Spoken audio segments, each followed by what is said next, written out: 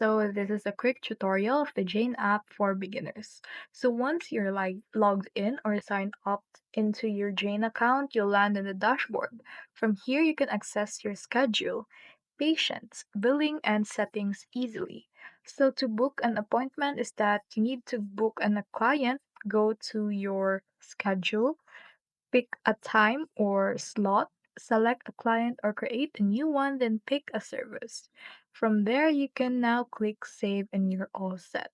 So let's discuss about the pricing. As you can see right here, we have the balance, which is $54 Canadian or 54 Canadian. We have the practice and the thrive.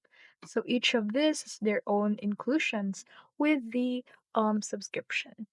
Next is that if you need to invoice, that you just need to go to, or after an appointment, you need to go to billing, eight or edit an invoice, then email it or mark it paid instantly um the if you want to modify the payment.